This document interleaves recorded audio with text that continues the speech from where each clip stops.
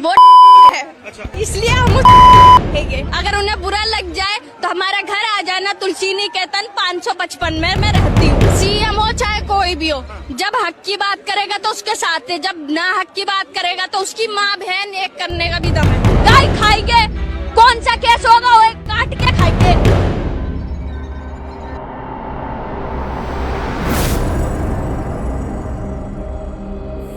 Hello नमस्कार सत श्री अकाल अस्सलाम वालेकुम। कैसे हैं जनाब? जुबैर खान लिख रहे हैं आपकी हिम्मत को दाद देना पड़ेगा, दिल से सलूट है आपको। आलम लिख रहे हैं सुपर डुपर। अदीब लिख रहे हैं बहुत खूब दीदी, गॉड ब्लेस यू, सलाम। मुन्ना अंसारी लिख रहे हैं क्या हिम्मत है, थैंक यू। याकूब अंसारी लिख रहे हैं यह है पापा की असली परी। अली खान लिख रहे हैं वाह दी वाह, वाह दीदी वाह, और वाह सिस्टर वाह। हक है जान के सलूट, क्या है, हक है जान के सलूट है आपको 1 मिलियन टाइम्स, वगैरह वगैरह वगैरह। शाबाश, वाह क्या बात है। टकला तो टकला ही बोला जाएगा, असल शेरनी तो यह है। मुझे वो दौर याद आया as a socio religious commentator साथियों, जब मैं सोफिया कुरैशी के, जब ऑपरेशन सिंदूर चल रहा था और जब वो बोलती थी यहाँ के अपने फौज के को रिप्रेजेंट कर रही थी एज अ स्पोक्सवुमन, तो उसके नीचे कोई भी शाबाशी के वीडियो या शेरनी के वीडियो मुझे साथियों अपनी कौम में से देखने को नहीं मिले, और ना ही कुछ कौम ने उस दौर में ऐसा एहसास कराया कि इस बात से उनको खुशी हो रही है। क्रिकेट में अगर आप भारत के लिए शमी विकेट ले ले तो उस न्यूज के नीचे जो खबरें आती हैं उसमें आप एक बिल्कुल साफ रुझान देख सकते हैं। जब एक कर्नाटका में एक शेरनी पैदा हुई थी तब उसके कमेंट्स में आप एक रुझान देख सकते हैं। इस लड़की तक के कमेंट्स में जो मैंने आप लोगों को पढ़ के बताए, आप एक रुझान देख सकते हैं। लेकिन जब सोफिया कुरैशी देखने को मिलती थी ऑपरेशन सिंदूर के टाइम पर, जब माना जाता है कि देश एक था तो बिल्कुल नहीं, पर माना जाता है, तो उसके नीचे जो कमेंट आ रहे थे उसमें यह रुझान देखने को साथियों नहीं मिलता था। अब ये बात आएगी कि साहब ये लड़की है, फलाना है, पुलिस हरकत में आती है, शासन प्रशासन हरकत में आता है, वीडियो वायरल होना शुरू होता है, लोग इसके घर पहुंच जाते हैं जो इसने पता बताया था, और वहां पर जाके जब वहां की हालत देखते हैं तो किसी ने वहीं भीड़ में खूब क्या कहा, खाने को नहीं दाने अम्मा चली बुनाने, कहती है गाय खाएंगे, इसके घर में तो खाने को ही कुछ नहीं है। पुलिस पर इसको पकड़कर ले जाती है। अगर ये लड़का होता तो और ज्यादा इस पे कार्रवाई होती। लड़की है तो रहमदिल योगी की पुलिस ने इसको बख्श दिया। यह है एक किस्सा। दूसरा किस्सा कल मैं ऑनरेबल सुप्रीम कोर्ट में था, और साथियों आप लोगों को बहुत खुशी होगी कि मैंने ऑनरेबल सुप्रीम कोर्ट से अपनी एक बड़े हीनियस क्राइम में, कहना पड़ेगा but I am a lawyer at the end of the day, मैंने ऑनरेबल सुप्रीम कोर्ट से कल अपनी पहली बेल अचीव कर ली है। मुझे रिवॉर्ड मिला है, जो बेल 2 बार इलाहाबाद हाईकोर्ट से खारिज हो चुकी थी। जो कल वहां पीछे बैठा था तो बाबरी मस्जिद का जिक्र आना वहां पर साथियों शुरू हुआ।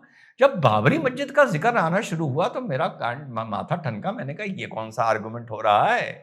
तो बागची साहब और सूर्यकांत साहब की वहां बेंच बैठी थी, और सूर्यकांत साहब अब गवई साहब को रिप्लेस कर चीफ जस्टिस ऑफ इंडिया घोषित हो गए हैं, और संभवतः वो ही शपथ लेते हम लोगों को बहुत जल्दी मिलेंगे। तो नाम आया वहां पर मोहम्मद फैयाज मंसूरी का, और वहां पर उसके लिए आर्ग्यू कर रहे थे एडवोकेट तला अब्दुल रहमान। कौन है ये मंसूरी? मंसूरी ने अगस्त 5, 2020 को एक ट्वीट किया था, फेसबुक पे लिखा था सॉरी, और उसमें उसने और उसके साथियों ने कुछ भद्दे भद्दे कमेंट्स किए थे और लिखा था कि तुर्किया की सोफिया मस्जिद की तरह एक दिन इसी जगह पर जहां राम मंदिर है वहां पर बाबरी मस्जिद बनकर रहेगी। तो पहली बात तो मंसूरी इस बात पर जाहिल है, क्योंकि उसने बोला कि सोफिया, तुर्की की सोफिया मस्जिद की तरह राम जन्मभूमि के स्थान पर जो मंदिर है वहां पर भी मस्जिद बन के रहेगी। ये उसने इस मारे बोला क्योंकि कुछ वर्ष पहले वहां की जो एक मस्जिद, जो म्यूजियम बना दी गई थी, एर्दोगन ने मुसलमानों को, वहां के कट्टरपंथियों को या आम मुसलमानों को खुश करने के लिए उसको म्यूजियम से बदलकर वापस मस्जिद ऐलान कर दिया कि अब वापस वहां पर नमाज पढ़ी जाएगी। उस चीज को ये मोहम्मद फैयाज मंसूरी जाहिल ये लिख रहा है कि वहां पर सोफिया मस्जिद फिर से बनकर तैयार हुई। हकीकत यह है, जैसा मैंने बताया, वो फिर से बनकर तैयार नहीं हुई। वो पहले मस्जिद थी, फिर म्यूजियम बनाई गई, वापस मस्जिद बन गई। अब सवाल उठता है कि अगर पहले मस्जिद थी, अब मस्जिद है, तो बीच में वो म्यूजियम क्यों बनाई गई थी? वो साथियों, म्यूजियम इसलिए बनाई गई थी क्योंकि वो उस मस्जिद से पहले गिरजाघर, वो एक चर्च था। चर्च था, सोफिया के नाम पर चर्च था। वहां पर जब आक्रांता जाते हैं, उस जगह पे कब्जा करते हैं, तो उस शानदार चर्च को कन्वर्ट करा के मस्जिद किया जाता है।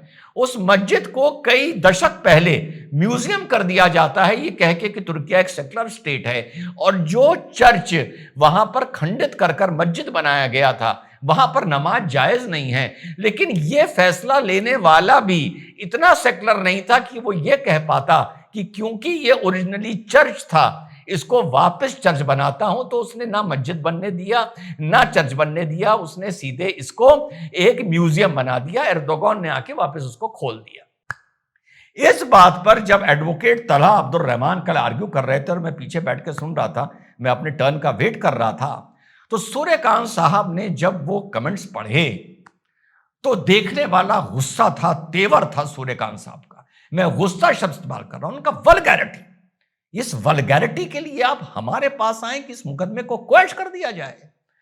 तो तलहा साहब ने बड़ी मजबूती से वेहेमेंटली आर्ग्यू किया कि साहब, जो मेरा क्लाइंट है उसने कुछ ऐसा नहीं बोला है। सुन लीजिए उसने क्या बोला है। कोर्ट ने कहा, नथिंग डूइंग, किसी की भी बोली बात जिसमें इसने हां में हां मिलाया, जिन पे मुकदमा है, कोई मुकदमा क्वैश नहीं होगा।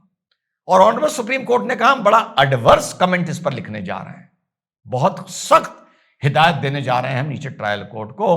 तो एडवोकेट तलहा साहब ने फिर गुहार लगाई कि साहब, हम इसको विड्रॉ कर रहे हैं, हम नोट प्रेस कर रहे हैं, इसमें कोई खुदा के वास्ते ऑर्डर ना कर दीजिएगा, जिसका ट्रायल पर बहुत बुरा असर पड़ेगा।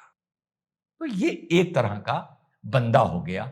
ये लड़की को मैं पूर्णतः जहल मान लेता हूं, जो समझ में आ रहा है, इसको इतना एक्सपोजर नहीं है, शायद एजुकेशन नहीं है।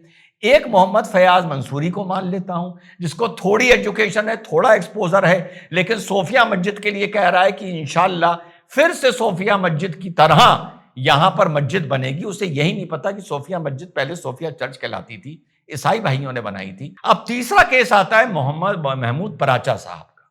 सुप्रीम कोर्ट के लॉयर हैं, उन्होंने एक पिटीशन डाली। ये अलग अलग तरह के लोग बता रहा हूं मैं। उन्होंने पिटीशन डाली चंद्रचूड़ साहब के इस बयान पर कि फैसला देने से पहले मैंने मेडिटेशन किया, मैंने प्रार्थना करी, मैं पूरी रात अपने मंदिर में या मैं प्रभु के सामने बैठा रहा कि मुझसे कोई सही फैसला हो।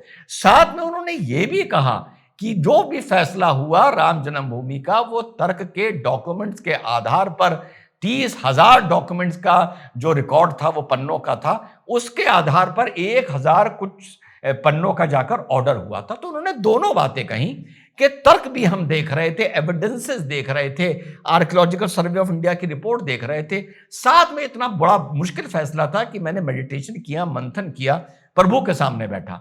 तो पराचा साहब इस बात की पिटीशन लेके जाते हैं कि क्योंकि चीफ जस्टिस साहब ने इस तरह का बयान दिया है, तो बाबरी मस्जिद का जो ऑर्डर है उसको रिवर्ट कर दिया जाए। ये राम जन्मभूमि का जो ऑर्डर है उसको रिवर्ट कर दिया जाए और उस ऑर्डर को खारिज कर दिया जाए। कौन सा ऑर्डर? वो ऑर्डर जिसपे कहा गया था यहां पे मंदिर बनना चाहिए, और फिर मंदिर बनकर तैयार। तो लोअर कोर्ट ने 1 लाख रुपए का सुनवाई जुर्माना लगाया, हाई कोर्ट ने उन पे 6 लाख रुपए का जुर्माना लगाया। कि आपको कोई और मुद्दा नहीं मिला था ये सिवाय इस मुद्दे को लाने के लिए? और क्या आपने चंद्रचूड़ साहब का पूरा बयान सुना है? तो अब ये सवाल उठता है बतौर सोशियो रिलीजियस कमेंटेटर कि क्या यार हम मुसलमानों ने अपनी फजीयत करने की सुपारी ले रखी है, और हर आदमी चाहे वो बहुत पढ़ा लिखा हो, चाहे थोड़ा पढ़ा लिखा हो, चाहे बिल्कुल ना पढ़ा लिखा हो, अलग अलग तरीके से अपनी फजीयत कराने में लगा है। और ऐसा नहीं लगता ये देख के कि जब एक मुसलमान की फजीयत होती है या वो जेल जाता है, लाठी पड़ती है, डंडा लगता है, घर तोड़ा जाता है, तो आप तो कहते हो कि राइट विंग वाले खुश होते हैं, लेकिन मुझे तो लगता है ज्यादा खुश मुसलमान होते हैं कि किसी को चने के झाड़ पे चढ़ाया था, पिट गया साला। और जब तुम्हारा तोड़ा जाता है तो उसको खुशी होती है। कौम क्या एक दूसरे को चने के झाड़ पर ही चढ़ाकर पिटवाने में ही मजा ले रही है। ये बार मैं बहुत बार बोल चुका हूं। अरे तुम्हें योगी जी को वोट नहीं देना, ना दो। किसी स्कीम का तुम्हें फायदा मिल रहा है, तुम फायदा ले लो। तुम्हें किसी का शुक्रिया नहीं करना, ना करो। अलग अलग स्तर पर अपनी फजियत करा रहे हो। कहीं गलियों में फजियत करा रहे हो, कहीं कोर्टों में फजियत करा रहे हो, कहीं सुप्रीम कोर्ट में फजियत करा रहे हो, और डांट खाकर जुर्माना लगा के यार वापस आ रहे हो। कैसे कोई समझाए इस कौम को यार, जिसको एक कहावत है ना, अंजाम गुलिस्ता क्या होगा, हर शाख पर उल्लू बैठा है। माने पढ़े लिखे जाहिलों को समझाते हैं तभी कौमें आगे बढ़ती हैं। हम तो बस एक दूसरे को पिटवाने में और लठियाने में खुश होते हैं, और बाद में मातम करने में खुश होते हैं, और बाद में कहते हैं वक्त आएगा, वक्त बदलेगा, तब वक्त बताएगा। तुम अपना खुद वक्त बदलने को तैयार नहीं हो रहे, तो अल्लाह तुम्हारा वक्त क्या बदलेगा मेरे भाई। तो यही था साथियों आज का एक छोटा सा, क्योंकि कल कोर्ट में था, कोर्ट में भी देखा किस तरह से वहां पर फटकार पड़ रही थी, किस तरह से कोर्ट नाराज था। इधर लड़की जेल भेजी जा रही है, क्या तमाशे हो रहे हैं, और हम अपने ही फज्जत कराकर, अपना घर जलाकर उसी में अपनी रोटी सेक रहे हैं। अफसोस की बात है। जय हिंद, वंदे मातरम, खुदा हाफिज़।